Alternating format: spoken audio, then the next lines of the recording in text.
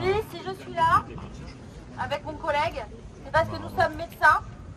Nous sommes médecins, nous sommes scientifiques. Nous sommes ici parce que nous sommes inquiets. Nous sommes inquiets de l'état de santé de la population. Et nous sommes aussi démunis. Démunis face à ces maladies, ces cancers qui explosent, ces troubles du neurodéveloppement, l'infertilité qui explose.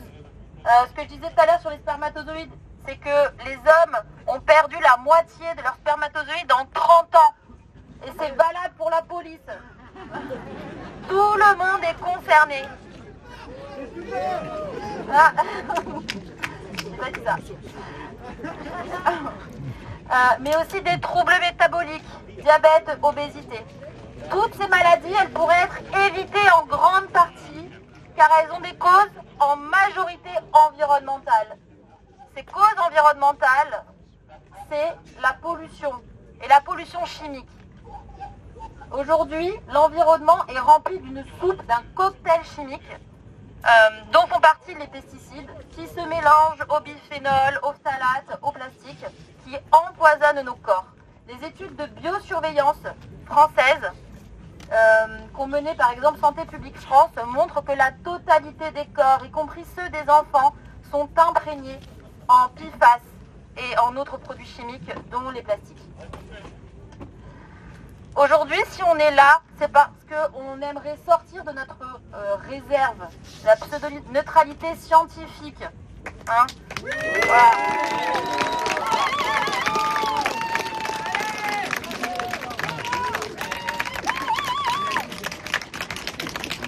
Il y a un consensus scientifique mondial sur la nocivité des pesticides. Et ça fait 50 ans qu'on le sait. Et les études s'accumulent.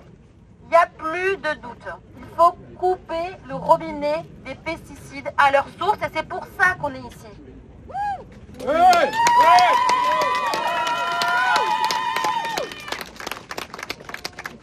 On aimerait que la loi nous protège, que la loi protège l'agriculteur, les riverains et les consommateurs.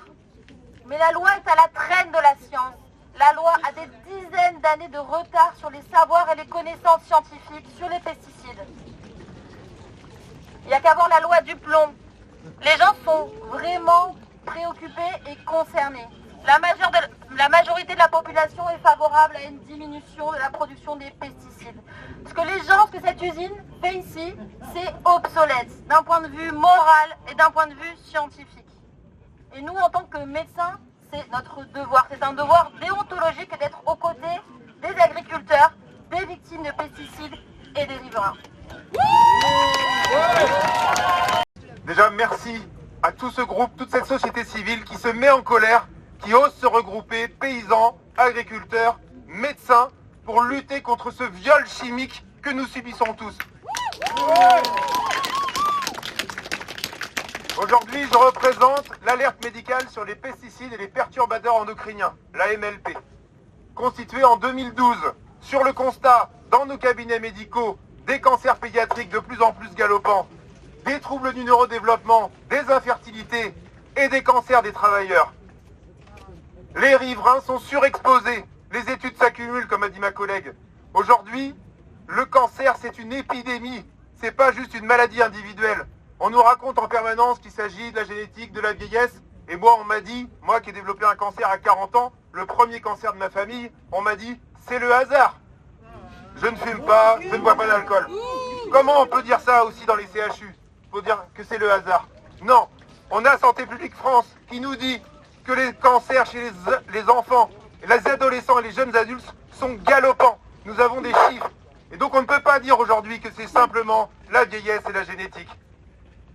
Nous avons vu un moment d'obscurantisme incroyable cette année avec la loi du plomb. Des élus de la nation, des députés, des sénateurs qui nous racontent que la Terre est plate. Parce que quand on dit que les pesticides ne sont pas dangereux pour la santé, ça revient dire que l'amiante n'est pas dangereux pour la santé et que la Terre est plate. Ces gens-là sont des obscurantistes, des Trumpistes, et nous les médecins et les scientifiques, nous nous levons pour le dire haut et fort. Cette année, 22 sociétés savantes et médicales se sont levées contre la loi du plomb. C'était inédit, c'est la première fois que le monde médical se lève de cette façon. Il faut prendre la mesure de l'ampleur de la mobilisation médicale et scientifique pour la première fois en France. Nous demandons aujourd'hui une transition agroécologique parce que les textes scientifiques nous prouvent que c'est possible.